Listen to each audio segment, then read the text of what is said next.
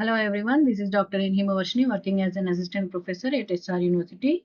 Today we are going to discuss about one more topic, that is report writing. So let's see what is report writing and how is it helpful in academic writing.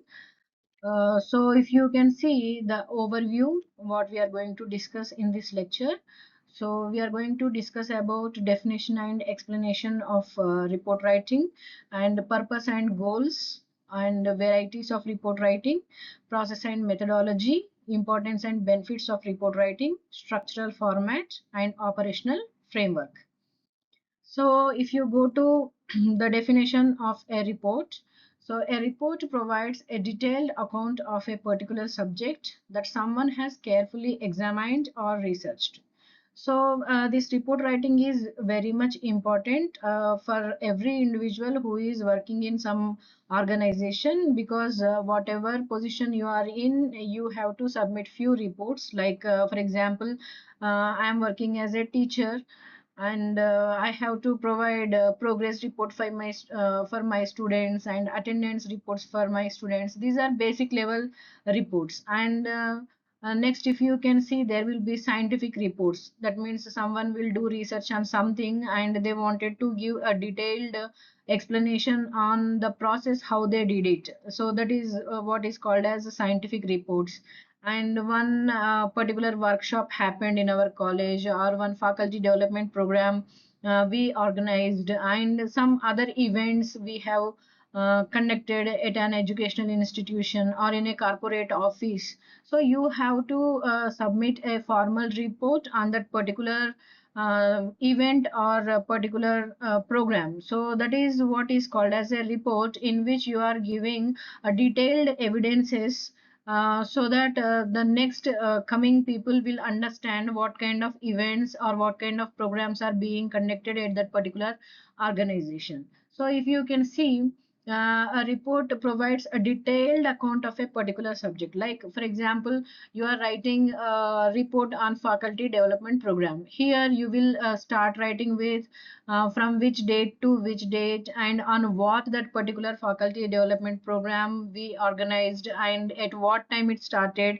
and who are the resource persons, and on what topics they have given their speeches, and how many participants are there. Every detail will be there. That is what is called as a report writing. And here we are presenting everything like evidence based, carefully examined and researched. Okay, and it is crafted with a specific goal in mind and tailored to a defined audience. So whenever we are trying to write a report, we are writing for a particular audience. For example, if you can see, as a teacher or an employee, I am asked to write a report on our particular organization. So here, what I will write in this particular report is related to my complete organization, and how it works, and what kind of benefits it is providing, and what kind of positive impact it is showing. Everything I will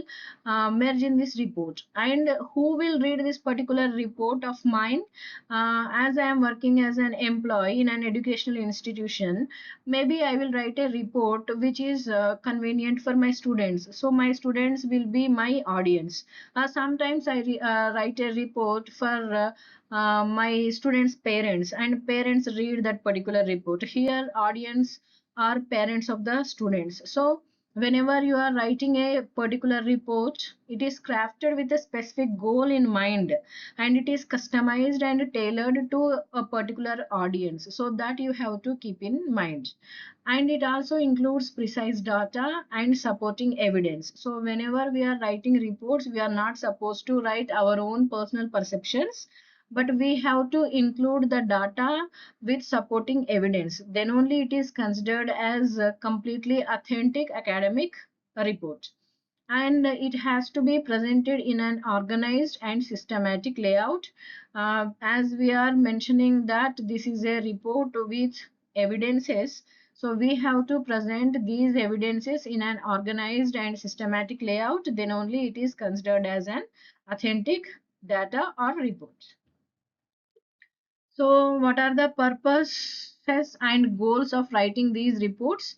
So reports conveys essential information clearly and effectively. So as we have already discussed that we have to provide clear evidences in the reports. So eventually it will convey the essential information, and then to provide analysis and context to understand occurrences. So it provides complete analysis of what happened in the previous years so that we can take decisions for the upcoming years, and it supporting informed decision making processes and facilitating communication with external partners and stakeholders. For example, you are writing a particular report and your audience are external partners or stakeholders.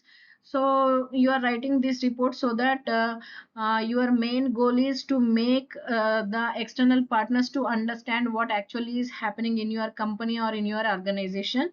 So that is the purpose. And building a comprehensive repository of data and insights. So you have to keep everything documented whenever you are working in an organization. So these reports always try to make you to keep yourself a repository of data and insights and offering strategic recommendations for future actions. So these are the purposes and goals of writing reports. And in if you see the types of reports, so you have reports like formal reports, informal reports, and informational reports, analytical reports, and recommendation or proposal reports. So in the formal reports, you have to mention everything meticulously organized documents, so emphasizing impartiality and precision. And coming to informal reports, they are like brief notes or messages, and here the language will be a bit relaxed and conversational style. And informational reports are like your yearly summaries and monthly financial statements and attendance reports or marks reports. That means you are giving some information through the reports, so they are called as informational reports. And next one is analytical reports. Analytical reports means these involve detailed examinations, just like your scientific studies. For example, you conducted a research and you got some sort of results, and you have to present that with a documented evidences in an structured and organized manner, and that is what is called as analytical report. And next one is like recommendation or proposal reports. These are often presented as request for these suggested courses of actions and solutions. So these are the types of reports. And next one is in the step one, what you have to do, you have to define the scope and objectives, like what is the main focus of writing this particular report and what specific outcomes are required. That means what you are expecting by this particular report you have to understand. And then what is the purpose behind this, when should it be completed, who is the target audience or beneficiary. So step one, whenever you are trying to write a report, you have to understand the scope and objectives of writing that particular report. And second step you have to plan is planning your approach, like how you will tackle writing the report, like what specific information must I gather. For example, you are asked to write a report on your organization. So if you want to write a particular report on your organization, first thing you just will have to plan your approach how to write that, right?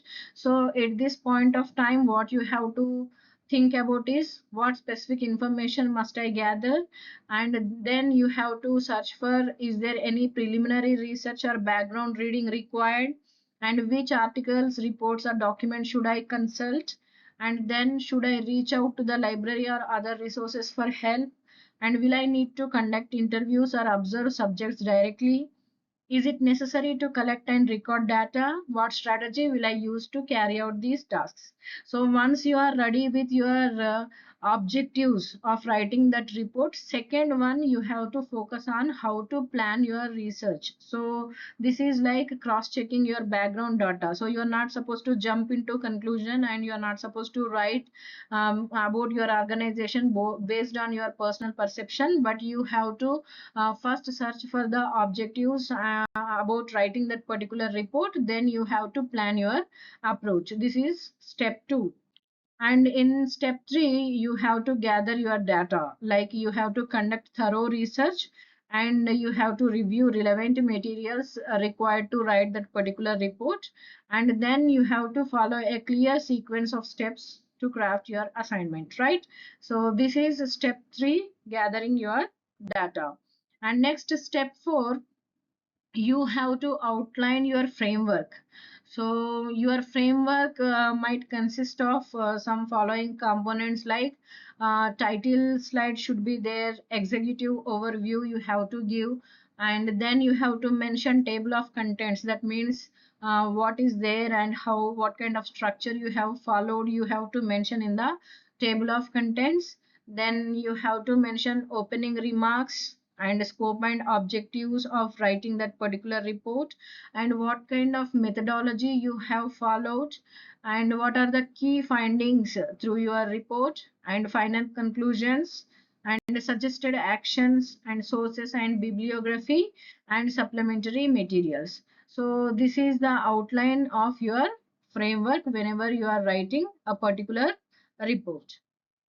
And next one, composing the initial section of your report. Like you have to present your key findings, and you have to include any relevant appendices, so that people will understand what are the findings of your report. And then in step 6, what you have to do is you have to interpret your results and formulate conclusions, like what insights have emerged from your analysis. So as you have gone through so many books or references or previous reports, and you have gathered a lot of information, and you have cross checked so many documents, and you did write this particular report, and here you have to interpret your results, like what insights have emerged from your analysis, and which findings stand out as particularly meaningful or impactful. And that means which results are having meaningful and impactful, that you have to identify. And then what implications do these results carry? That means whether your result findings or implications carry positive results or negative. And then for example, if you can see, your conclusion might summarize the main points without introducing new data, so that you have to cross check. Next one, step 7 and 8. So you have to offer clear recommendations.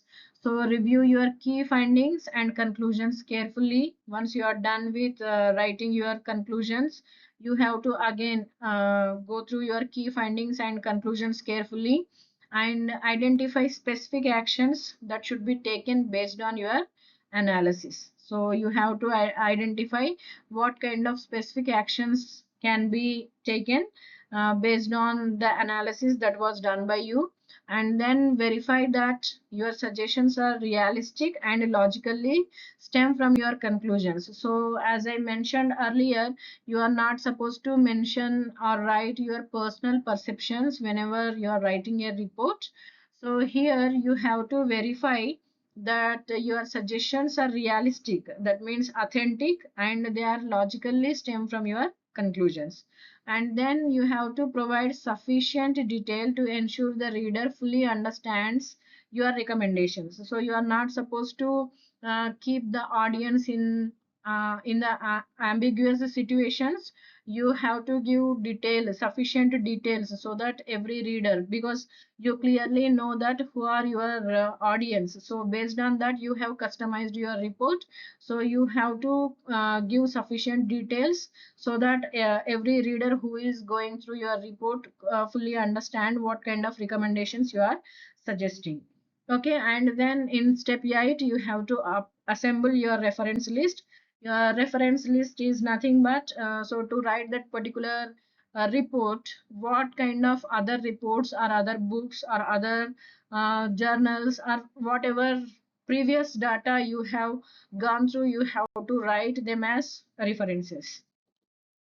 And in the step 9, refine your draft report. So while refining your draft report, you just have to make sure the information is complete and accurate, leaving no details overlooked. That means you have to mention every detail in a clear and complete manner, and the information given by you should be accurate, right? And you are not supposed to miss any detail. And then confirm all necessary sections are present and arranged in the proper sequence.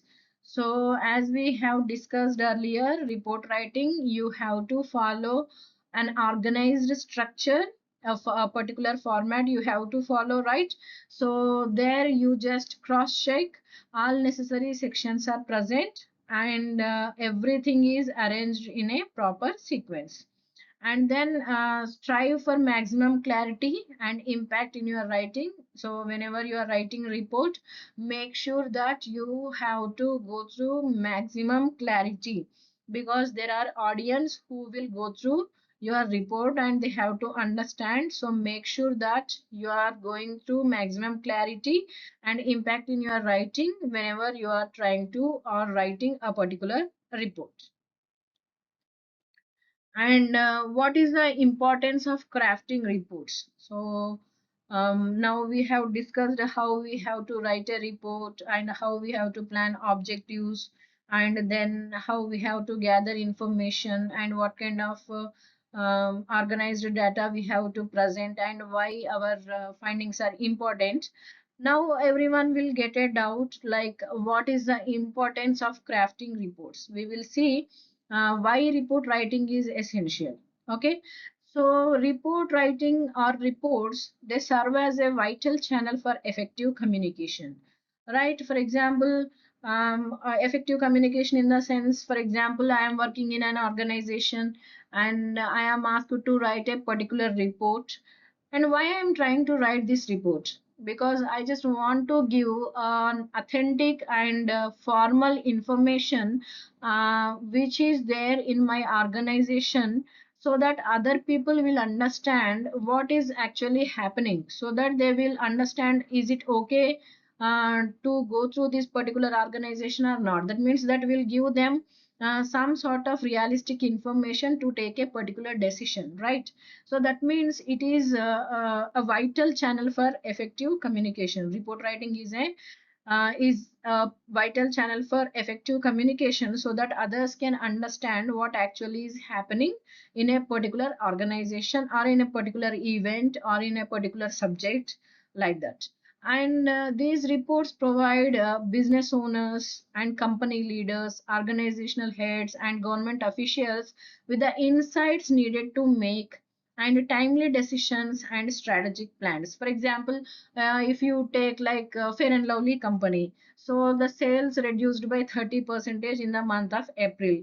So there will be one person who will write a report why the sales decreased by 30 percentage in the month of April. So if you can provide the accurate and authentic report in front of your head, then there is a chance that they can change their strategic plans and they can take timely decisions, so that you can improve the sales of a particular product. So that is why this writing of report with authentic information is very much important.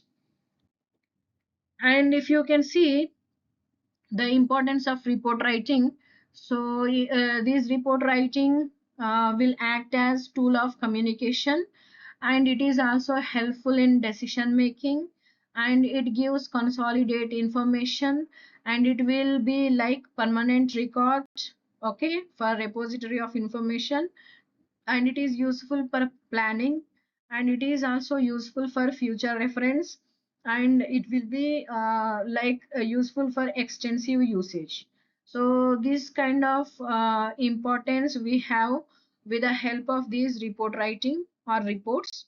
And further you can understand that technological advancement. So the report writing, importance of report writing, you can also include this technological advancement, like modern technology creates a need to share information quickly and clearly through reports. So that is the reason you can understand these report writing reports are helpful, as well as growth in size and complexity. Organizations have become larger and more complex. So reports help in coordination and decision making and diverse differences.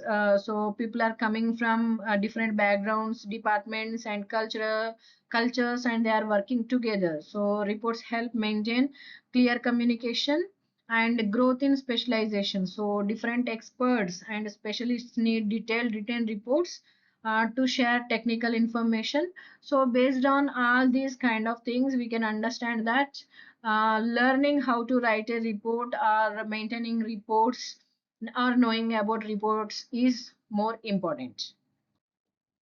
And if you see, whenever you are writing a report, particular format is there. So if you can see that particular format, if you take the broad division of a report, there will be like preliminary material and then body of report and supplementary material. So this is broad division of a form of the format of report writing. If you come to individual sections, you can see in the individual section, like there should be title of report, table of contents, and abstract and synopsis. And in the body of the report, you have to focus on introduction and literature review, what kind of methodology you followed and what kind of results you obtained, and discussion, conclusion, recommendations. And in the supplementary material, in the broader division, if you take the individual sections, you have to mention about references and bibliography and appendices. Okay, so this is individual sections. And in the title page, what you have to write is like the title serves as a crucial first impression. So as we all know, if the title is interesting, eventually we will show some sort of interest towards reading that particular report. So it has to be like clearly convincing the essence of your research to potential readers. And be sure while writing this title page to follow specific formatting guidelines required by your academic or professional field for the title page. So every organization and every office and every department will be having some sort of specific formatting guidelines required for your title page. You have to follow that. So what kind of essential elements are needed in the title page are like complete report title should be there. And if you are writing that report, your full name should be there, that is author's name. And if some sponsors are there or some guide or supervisor are there, and any organizations are looking after that particular experiment is there, then you have to write the names of sponsors or overseeing organizations. So these details should be there whenever you are writing a report. The title page should maintain these details. And the contents overview. So the contents overview should accurately reflect all primary parts, sections or chapters along with their main subdivisions, and mirroring the exact phrasing used within the report. And if you see how you have to number that numbering system, how you have to follow is like, for example, primary heading, that means first heading. Like for example, chapter 5. What is chapter 5?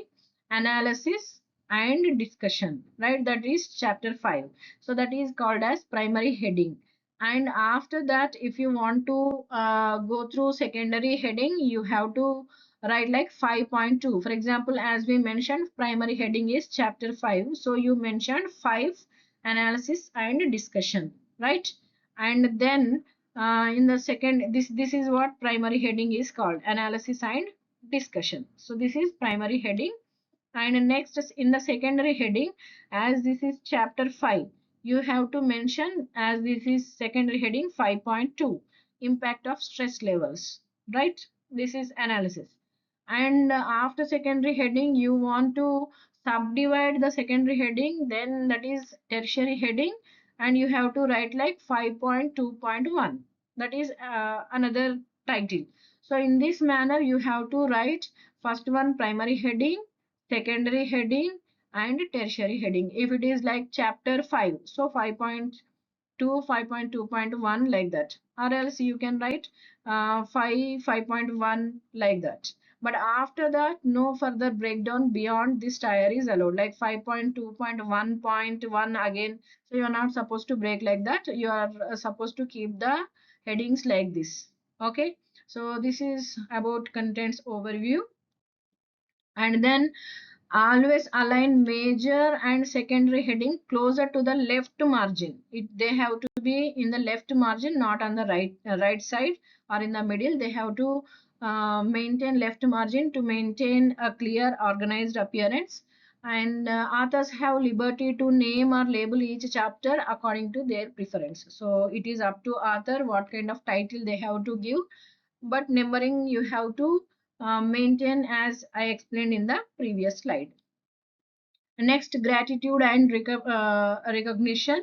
So this section is dedicated to expressing thanks and acknowledging those who have supported or inspired your work. So here you might want to include your family members, close friends, survey participants or respondents, colleagues and co-workers, classmates, team members and professors, and anyone else who played a meaningful role. You can include these details in the gratitude and recognition section. And then abstract or summary. So this abstract it comes before your chapter 1, located immediately before the first chapter. So this section sets the stage for your report, like whatever you mentioned in the total report you have to mention in few sentences in the abstract. So it delivers a clear and concise snapshot of the research topic, the strategies you applied, and the principal findings. And conclusions derived from the study are also integrated here. So it acts as a panoramic summary, offering insight into the overall results. As I mentioned earlier, this abstract is just like the trailer of a movie. So you have to keep in mind this is important. Okay. And next, chapter 2 is literature review. So it is like it summarizes the existing body of knowledge within your chosen field. That means here you will go through other like for example you are trying to write a report on your organization, so you will go through some reports which are already there.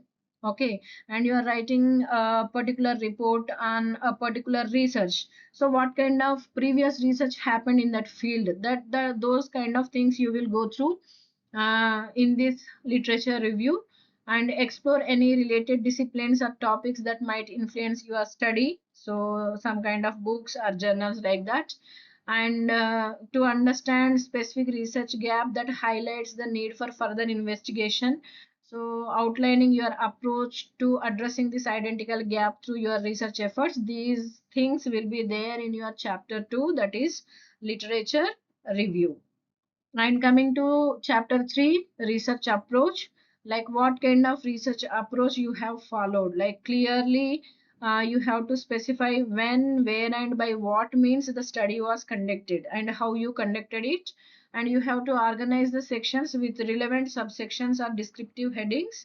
So, for example, what is the criteria for evaluation, and what kind of method you obtained for gathering the this information, and what is your sample size, those kind of things you have to mention over the here. And you have to identify the specific techniques or instruments employed to gather data. These kind of things are used in chapter 3, research approach. And next one is like chapter 4, objective of the methodology section. So this part addresses two fundamental questions, like what procedures were used to collect or produce the data, first one, and how was the data processed and analyzed. So this essentially guides the reader through the steps taken to arrive at your findings. Okay. And then results and discussions. In this you have to mention results. That means the essence of effective results section, it lies in clearly presenting your findings. Okay, so you have to focus that your audience should understand precisely what discoveries you made. Like it focuses on highlighting the most important outcomes, and it always keep your explanation straightforward and succinct, and avoid excessive detail that might overwhelm the reader. So these things you have to mention in the results. And this discussion part serves into four main functions. First one, to interpret and clarify the significance of your results. Okay, and then to address the research question posed, what kind of research question you asked, and to defend the methodology you employed, and to critically assess the strengths and limitations of your study. These four functions and these four things should be there in your discussion column. And next, summary and suggestions. In the summary, this part should be like considerably more concise and precise than the discussion segment. So it only highlights the key findings that have surfaced and explain their significance within your discipline. And then you have to mention suggestions. So suggestions can be presented in two ways. That is like proposals for additional research and advice for implementing changes. Either you are suggesting changes or you are like proposing for additional research. These kind of suggestions you can give. And then report structure, what kind of structure, and earlier sections of this presentation, and what kind of various formats and references. So those things you have to mention over here. And handling quotations, so when including definitions or direct quotes, enclose them in quotation marks and format them with double spacing. Okay, so they integrate smoothly within the main text. So you have to follow this whenever you are handling quotations in your writing. And then abbreviations. So while abbreviations are generally optional, so they can greatly assist the readers to simplify the complex terms. So include an alphabetical glossary of abbreviations and their meanings in the document. Okay, and then presenting statistics, charts, and graphs. So data is often showcased through these tables, lines, graphs, and visual formats. So you can keep them. Okay, and you have to be cautious about providing clear and comprehensive information without needing additional explanation if you are presenting your data with the help of statistics or charts or graphs. And finalizing your report, so carefully review and refine your initial draft to ensure clarity and precision. And then craft your bibliography, what kind of resources and sources you have followed, write them in an organized and sequential format, so it enhances the professionalism and readability of your report. And then crafting the index, you can craft your index based on three main types, like index by author, like in what page which author is highlighted, like that, or index by subject in the sense what kind of subject, like communication skills in this page, or personality development next in page 34, like that. And index by content, what type of content is there, like introduction is there, review of literature. In that way you can index like based on author or subject or by content based on the guidelines of your organization. So this is about report writing, and I hope you understand this lecture well. Thank you.